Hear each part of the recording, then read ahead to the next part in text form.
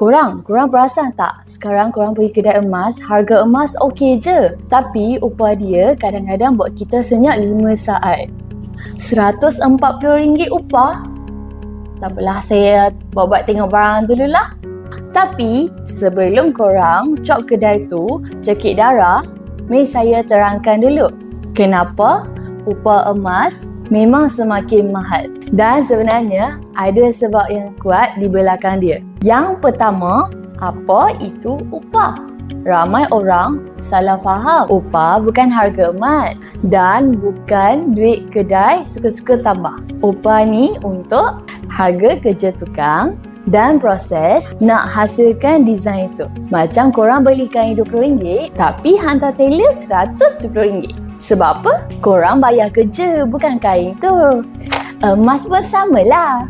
Yang kedua, kenapa upah ada yang 30, ada yang 150? Sebab setiap design ada tahap kesusahan dia. Contoh, cincin bulat simple, upah murah je. Cincin ada ukuran atau batu atau pusing-pusing sikit, upah dia tinggilah sikit. Design berlubang-lubang pula, upah mestilah tinggi. Lagi-lagi, handmade atau custom. Memang mahal sebab buat satu-satu. Senang cerita, lebih susah, lebih mahal. Yang ketiga, proses pembuatan emas. Yang ni, ramai tak tahu sebab ada banyak step. Ramai ingat kedai tu cuma ambil mold, tekan butang, siap.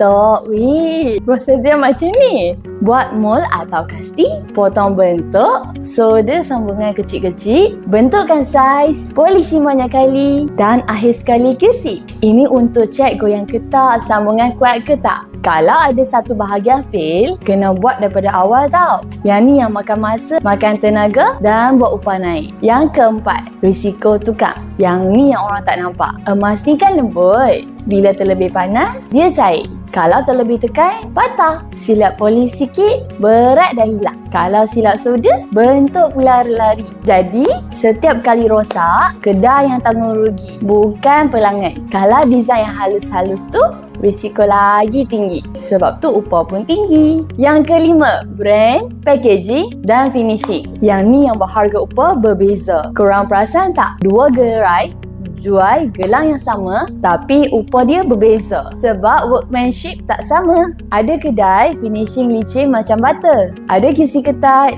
ada laser precision, ada warranty, ada packaging yang proper. Benda-benda ni semua masuk dalam upah. Yang keenam, betul ke upah mahal buat korang rugi? Ramai yang salah faham. Tak rugi, cuma upah tak masuk dalam nilai emas. Nilai emas dikira berat dan purity. Upah pula bayar seni dan kerja tukang. Kalau nak elak upah tinggi, beli design yang simple, beli gold bar yang kosong upah. Kalau nak nampak cantik, lawa, nak OOTD, memang ada harga dia. Yang terakhir, bila patut bayar upah yang mahal? Yang ni adalah tips yang penting. Kalau korang beli untuk pakai hari-hari, pergi kerja, kenduri, upah mahal tu okey. Sebab workmanship bagus, barang pun tahan. Kalau beli untuk simpan atau pelaburan, upah rendah lebih berbaloi.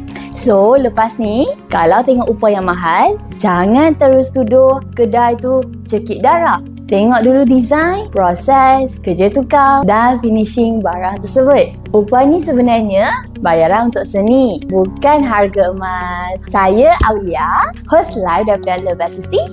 Boleh follow akaun saya di sini. Kalau korang nak saya buat video perbandingan upah antara rantai, gelang dan cincin, boleh komen kat bawah. Jumpa lagi minggu depan. Bye!